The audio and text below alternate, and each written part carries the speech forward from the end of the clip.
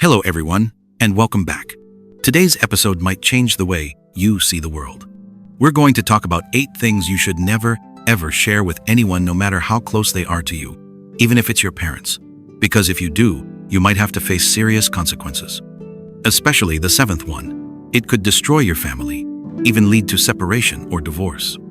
What I'm about to share with you is very real, very practical, and it can completely transform your mindset. I know your life is busy, but if you can, please listen all the way to the end.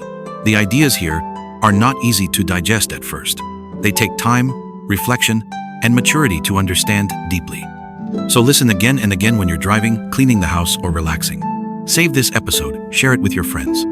I'm sure that within just a few short months, your way of thinking will rise to a whole new level.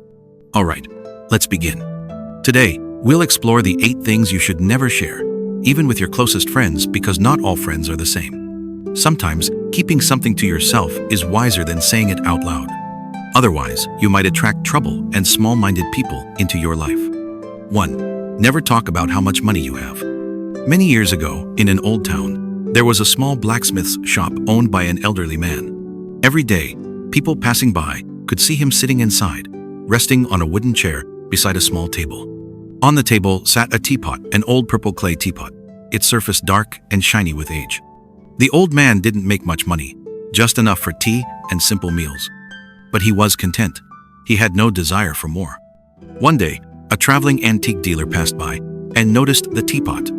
After examining it carefully, the dealer realized it was a rare masterpiece made by a famous artisan from the Qing dynasty. He offered to buy it for 100,000 yuan. The old man was shocked, but he refused.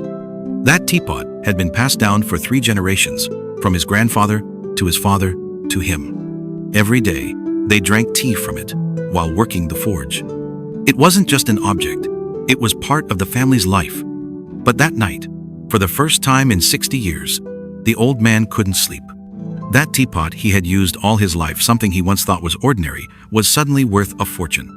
Now, whenever he heard a sound at night, he would wake up to check if the teapot was still there. Peace of mind was gone. Then the neighbors found out. They started visiting, asking if he had other valuable antiques. Some tried to borrow money from him. Even his own children started arguing about how to divide the inheritance from the teapot. The old man's peaceful life turned upside down. When the antique dealer came back again, this time offering 200,000 yuan, the old man gathered everyone around, lifted his hammer, and right before their eyes, smashed the teapot into pieces. The fragments scattered across the floor, along with the greed, envy, and obsession that had poisoned his life. After that day, everything returned to normal. The neighbors stopped bothering him. He lived quietly again, and they say he lived to be 100 years old. But here's the twist. The teapot he smashed was a fake.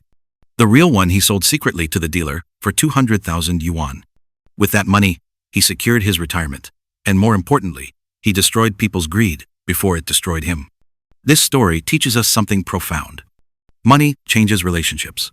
Friends can turn into enemies. When others know you have money, they might start borrowing, testing your generosity. If you say no, they question your friendship. Too often, money becomes the test that love, family, and friendship cannot pass. There was once a man who couldn't forget a woman he had loved deeply. Everywhere he went, with everyone he met, he would ask the same question: how can I forget her? One day, he heard that high up in the mountains, there was a temple, and inside lived a great monk known for helping people free themselves from worldly suffering. Filled with hope, the man climbed the mountain to meet the monk.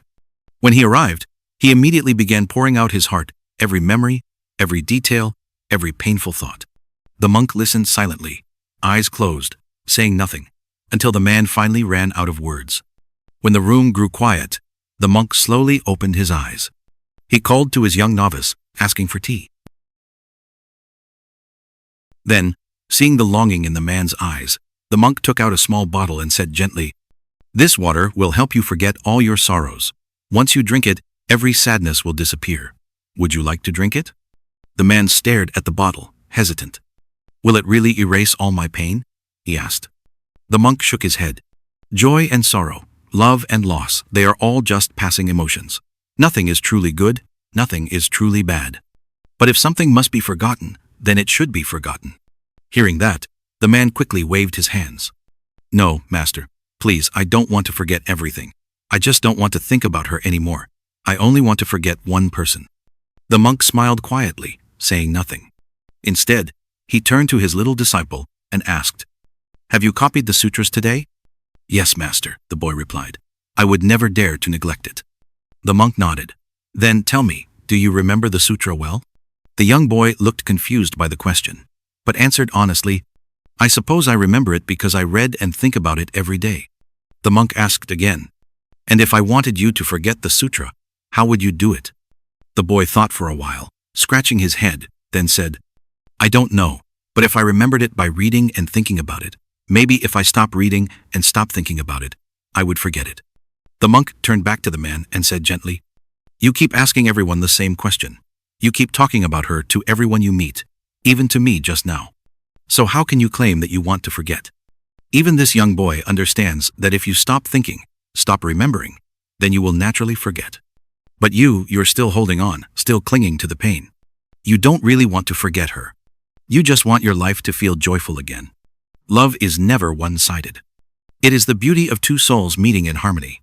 When fate doesn't connect two hearts, no amount of attachment can change the ending that's already been written. Only by letting go, truly letting go, can you bring peace and beauty back into your life. The monk paused, then continued softly. If someone isn't meant for you, no matter how talented, kind, or devoted you are, they won't stay until the end. But the one who is destined for you, even if you go separate ways, even if years pass, destiny will lead you back together. Fate always finds its own way. So when you love someone who isn't meant to be yours, learn to let go. Don't blame, don't resent. Trust that by releasing the wrong person, you make room for the right one to appear. 3. Your weaknesses and secrets. One day, a crow said to a hedgehog, "Your armor is amazing. I'm so jealous." The hedgehog, flattered, couldn't resist sharing a secret. "I'll tell you something," he said quietly. "My armor isn't completely flawless. When I curl up into a ball, there's a small soft spot on my belly. If someone blows air there, I'll get ticklish and unroll myself." The crow was surprised but promised, "Don't worry, I'll never tell anyone. Your secret is safe with me." But not long after, the crow was caught by a fox. Afraid for his life, he blurted out the hedgehog's secret to save himself. The fox let the crow go and caught the hedgehog instead. In life, never share your deepest weaknesses or private secrets with anyone. Because sometimes, the things you reveal in trust can become the very weapons used against you. Your secrets are your shield. Protect them well, because once they're in someone else's hands, your safety no longer belongs to you. In the workplace and even in friendships, some people, in an effort to strengthen their bonds, often share their deepest secrets or vulnerabilities. They believe that by revealing their weaknesses, they can earn trust and closeness. But this is like the hedgehog who showed his soft belly to the crow, the one place he could be hurt. When everything is peaceful and friendly, such openness might seem harmless. But when interests clash, when competition arises, friends can quickly turn into rivals. And those very weaknesses you once revealed may become weapons used against you. There's an old story about a soldier and his general. One day, the soldier said, "General, there's an enemy sniper 200 meters ahead. But don't worry, his aim is terrible. He's fired many times and never hit anyone." The general asked, "Then why haven't you taken him down?" The soldier replied, "Are you crazy, General? If we kill him, they'll just send a better sniper to replace him." This story teaches us something subtle but powerful. It's good to recognize the weaknesses of others, but it's foolish to remind them of it. You never truly know if a friend today could become an opponent tomorrow. If you reveal all your weaknesses, you'll become as exposed and vulnerable as that clumsy sniper. Easy to target and easy to destroy. Never belittle yourself in front of others, because doing so creates what psychologists call the broken window effect. Here's how it works. If one window in a building breaks and isn't fixed, soon the other windows will also be smashed. If a pile of trash isn't cleaned up, people will just keep adding more garbage. The same happens with self-deprecation. When you lower yourself to reduce others' expectations, you might receive sympathy or temporary acceptance. But you're also sending a silent signal. I'm easy to use, I'm easy to blame. Once you start underestimating yourself, you invite others to do the same. In a group, you'll become the one people take advantage of. The one who carries the workload. The one who silently absorbs others' frustration. Lowering yourself doesn't help you rise. It doesn't make relationships better. It only makes you lose respect and the quiet admiration that others might have once had for you. So, instead of diminishing yourself, value yourself. That is the only way to fix the broken window of your own dignity. 4. Your past mistakes. Long ago, there was a young scholar who traveled to the capital to take the imperial exam. But he was betrayed by someone jealous of him and ended up failing miserably. The girl he had loved since childhood left him. Devastated, he lost all motivation. He spent his days drinking alone, drowning in regret. One day, he met a wise monk and asked for guidance. The monk didn't give him any lectures. He simply told the young man to follow him for 3 days. For those 3 days, the monk gave him nothing but water to drink. No food. Each day, the young man had to feed the horses, chop firewood, and at night, sleep in the stable. After 3 long days, the young scholar broke down and cried bitterly. He regretted punishing himself so harshly. The monk smiled and said, "Isn't this exactly what you've been doing all along? Punishing yourself for the mistakes of others? You've been inflicting suffering on yourself without realizing it." The monk was right. Too many people live trapped in the pain of the past, constantly replaying old failures, heartbreaks, and betrayals. But the truth is, you gain nothing from reopening old wounds. The great economist and philosopher Adam Smith, in The Theory of Moral Sentiments, once said, "No one can ever truly feel another person's pain. No matter how deeply you are wounded, no matter how many arrows pierce your heart, your suffering remains yours alone." There comes a certain age when you finally realize, this is simply how life is. Loneliness and struggle are normal. When you laugh, the whole world laughs with you. But when you cry alone. You can't demand that others understand your pain. You can't expect anyone to truly feel it for you. It sounds cruel, but it's reality. There's a heartbreaking story about a little monkey. While searching for food one day, it scratched its arm on a tree branch. The wound bled, but instead of tending to it, the monkey went around showing everyone its injury. Some animals looked at it with pity. Others found it funny. Every time the wound started to close, the monkey would peel it open again, just to show someone new. Eventually, the wound became infected, and the poor monkey almost died. The writer Mo Yan once said, "Pain does not disappear when you show it to others. It only grows deeper when you keep reopening it. So stop reopening your wounds. Stop punishing yourself for the past. You cannot change what has already happened, but you can choose whether to heal or to bleed forever. Remember, real healing begins when you stop telling the story of your pain and start living the story of your peace." You know, what was said is absolutely true. Don't assume the whole world cares about your problems. Do you really think everyone is watching you? The truth is, each person has their own worries. No one truly cares about your story. So, stop telling others about your pain. Because 20% don't care, and the other 80% might be laughing at you inside. Every time you bring up the past, you only reopen your own wounds. Human suffering is never the same. And during the hardest days, you can only rely on yourself to get through the painful experiences of the past. They are yours to heal, not someone else's to fix. Relying on others will only disappoint you. Waiting for someone to save you is not as wise as finding your own way out. So don't easily reveal your past to just anyone. And don't expose your cards simply because you feel a moment of connection. Remember this: everyone who approaches you is someone who understands you in some way. And the ones you trust most are often the ones who can hurt you the deepest because they know exactly where your weak spots are. Now, let's talk about the 5th lesson. Stop blaming fate. There once was a couple. The husband was an alcoholic, and the wife was addicted to gambling. They had 2 sons, but their lives turned out completely different. The elder son became a successful man, while the younger one ended up in prison. Someone asked the older brother, "How did you become so successful?" He replied, "Because I had parents like that. If I didn't work hard, who would take care of this family?" Then they asked the younger one, "Why did you end up in jail?" He answered, "Because I had parents like that. They ruined my life." 2 brothers, 1 family. Yet completely different outcomes. One chose to rise above circumstances, while the other chose to blame them. In reality, many people are just like these two, living in the same world. Some move forward, while others stay stuck in complaints. Blaming others is a quiet disaster. It slowly drags you into despair.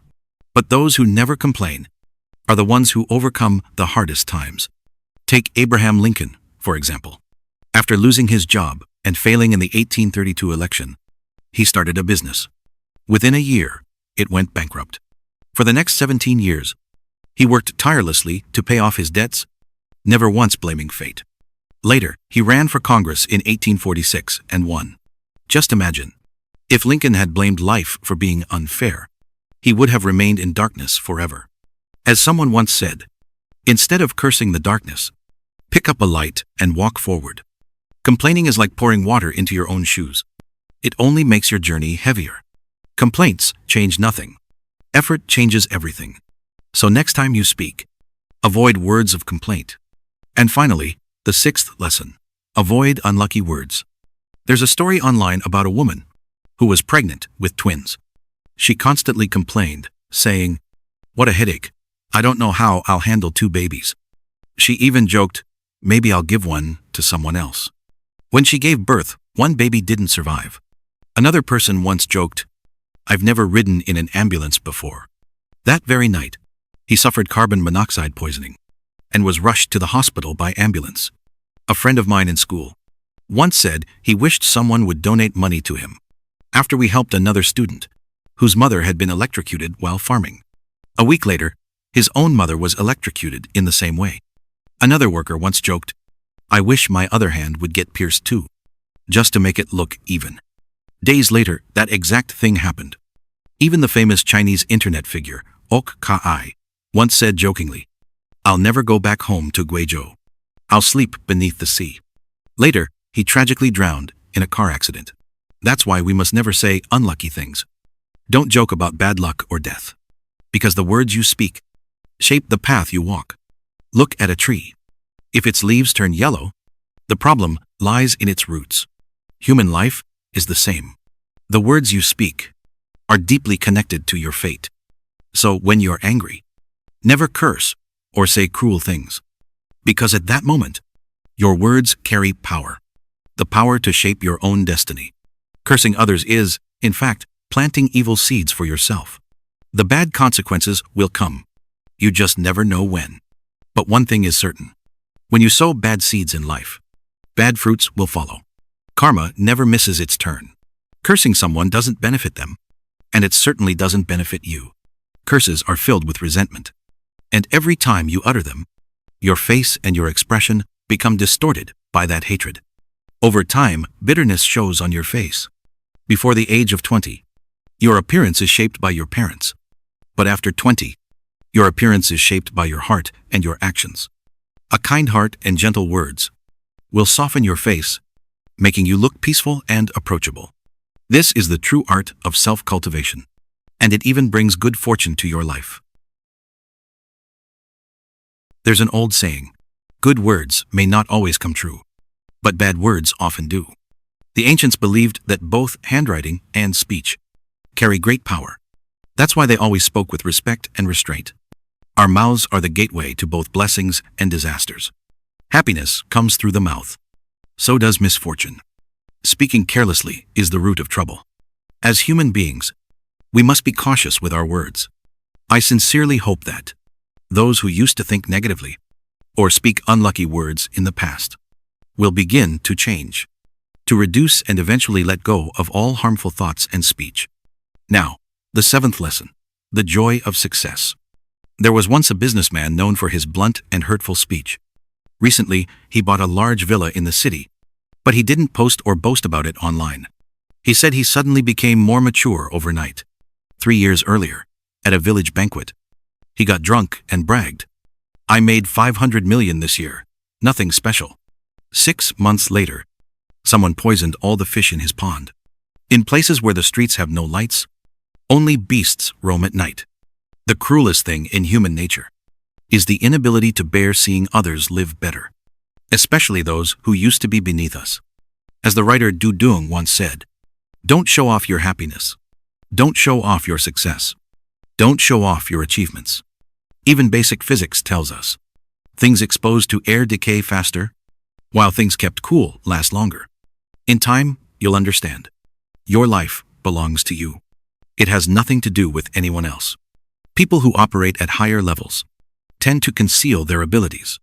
Those at lower levels are the ones who show off. If you share your happiness with the wrong people, it becomes arrogance. Most people won't admit it, but this is the truth. If you fail, I'll feel sorry for you. But if you succeed, I might feel worse. I want you to be good, just not better than me.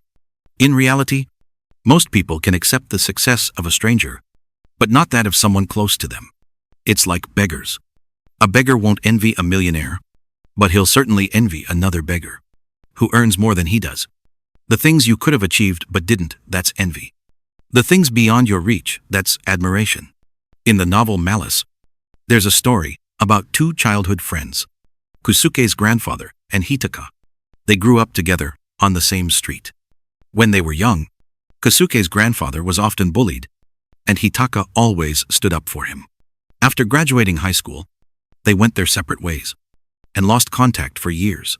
When they met again, Hitaka had become a famous writer, while Kusuke's grandfather was struggling in life. Learning about Hitaka's success sparked jealousy in his heart. Even though Hitaka helped him find a new job, he couldn't shake off his envy and resentment. He accepted Hitaka's help with a smile, but secretly he plotted against him.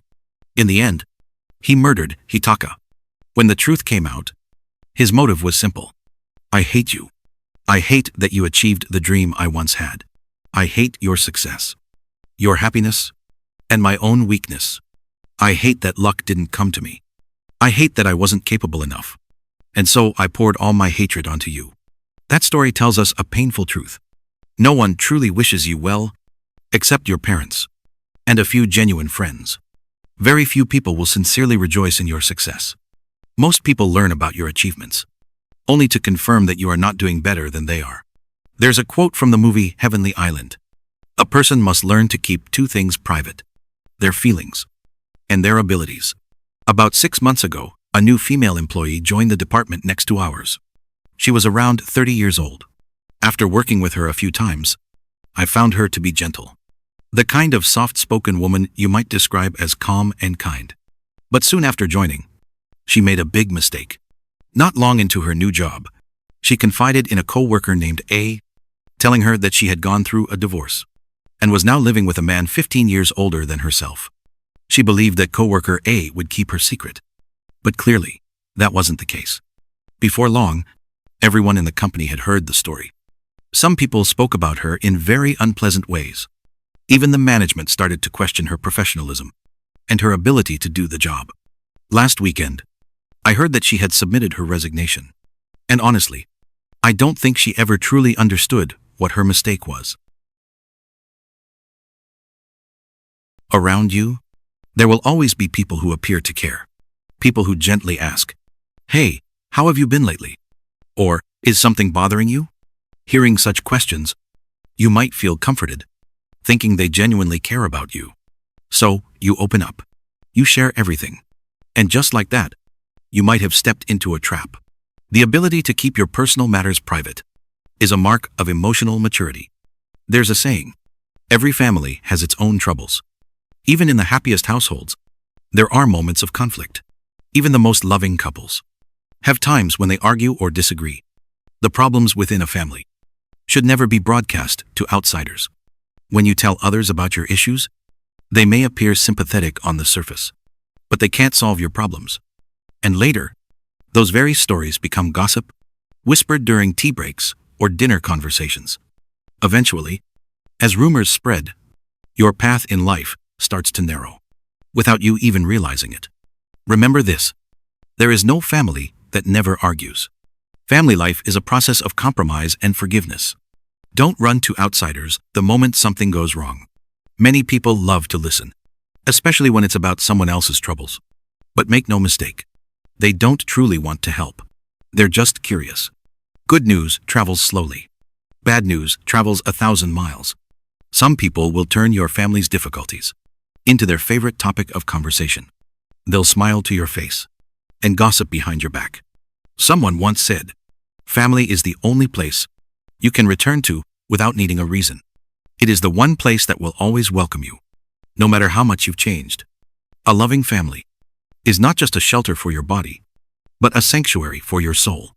To build a peaceful, happy home, 3 things are essential: communication, companionship, and understanding. Communication is the foundation of every healthy relationship. It is the catalyst that strengthens emotional bonds between people. Without proper communication, distance will quietly grow between family members. A psychologist once said, "What matters most is not what happened, but how the other person feels about it." Always remember, communication is the heart of all close relationships. When there's a problem at home, don't go around telling the world. Sit down with your family. Talk it through. Outsiders can't fix your problems. When you share too much, you may just be satisfying your need to vent, while others silently mock you behind your back. The best feng shui for a family isn't about fortune or furniture placement. It's about this: discuss big matters together. Forgive and overlook the small ones. Don't dig up past mistakes.